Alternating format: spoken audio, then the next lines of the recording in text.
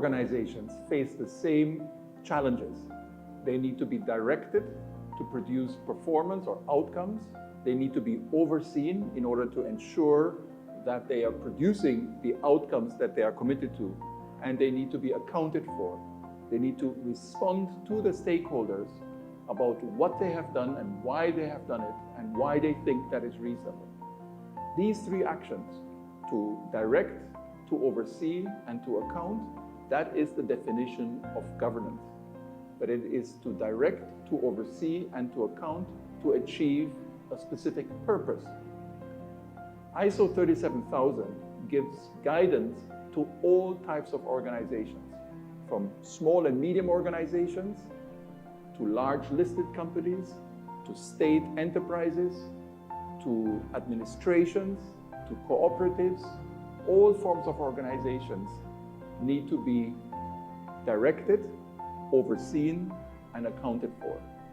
And ISO 37000 gives the guidance for that. Now, there's also ISO 37004.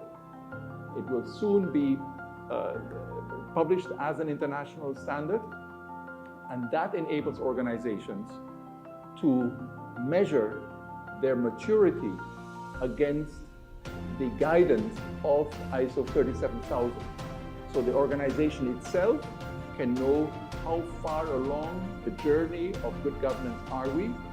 They can report to other organizations about where they are, and stakeholders can determine for themselves how well this organization is governed. And it gives guidance on 5 levels.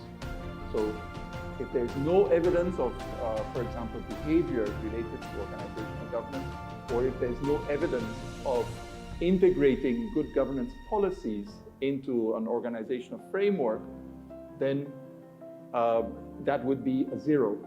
But if they're optimizing, if they are doing it and they're reviewing the results and seeing how can we increase our performance, how can we ensure better ethical behavior of the organization, and how can we be more responsible stewards of all the inputs and all the consequences of the organization, then we have good governance, and they can demonstrate that to other organizations and develop an action plan to develop that and to achieve that status using the guidance of ISO 37000.